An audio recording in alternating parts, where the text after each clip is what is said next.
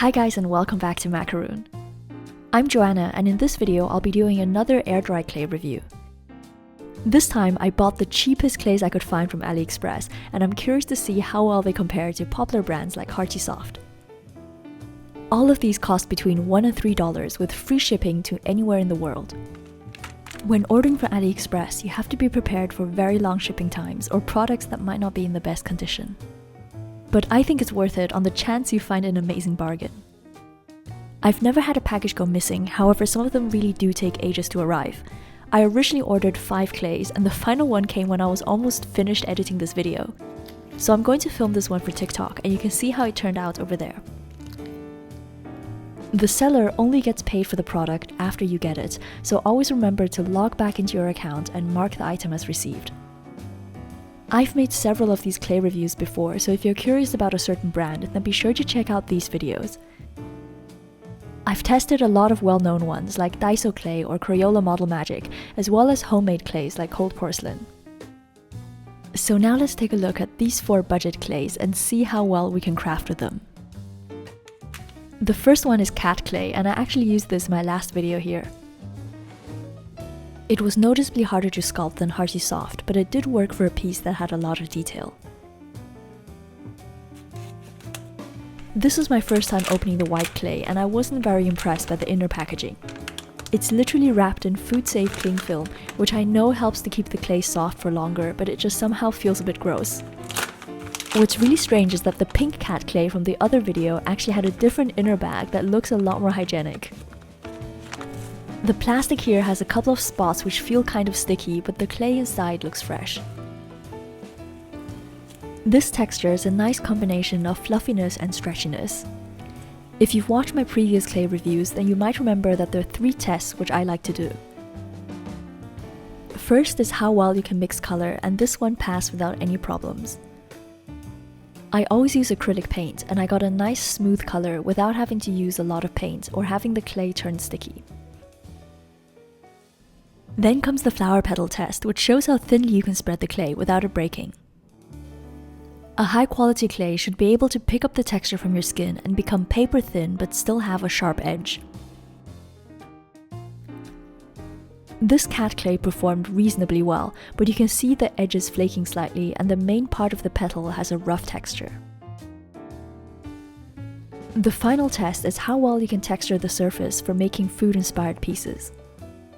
My favorite thing to create is a macaron because there's a good contrast between the smooth shell and the fluffy feet. Start by making a ball and then flatten it with the palm of your hand. Then use a sharp tool to draw a line close to the base. You don't have to add or remove any clay here, simply pull the clay downwards from the line and start creating texture using a circular motion. You can use some water if needed and make sure the fluffy edge goes all the way down to the table. This clay worked very well for texturing, however it wasn't that easy to create smooth surfaces. This was something I noticed in my previous video as well. Applying water over the finished piece tends to dissolve the paper fibers, and this creates a messy residue that you don't really want.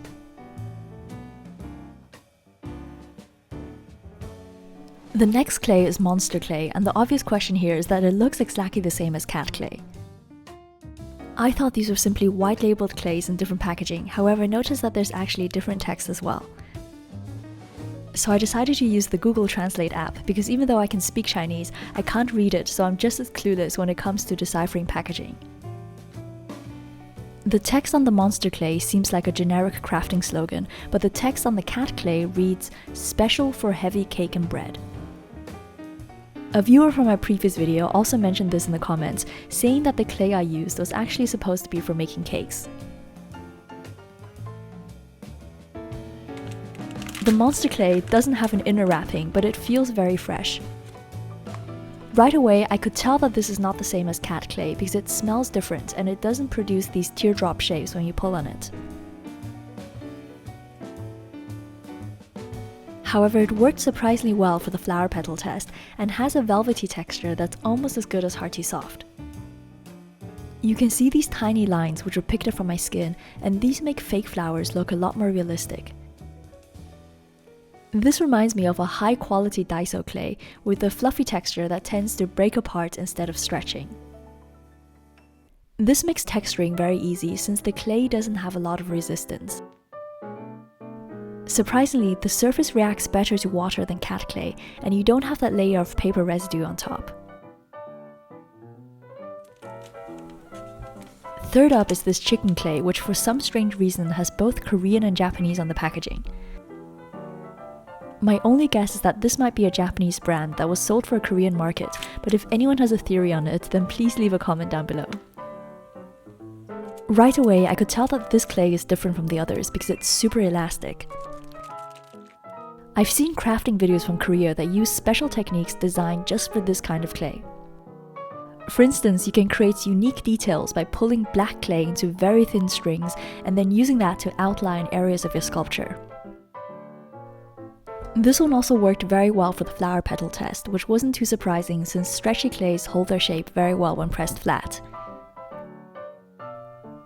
The color mixing and texture test was more disappointing because this clay starts to dry very quickly. The elastic surface meant it was very hard to texture because there was so much resistance from all sides.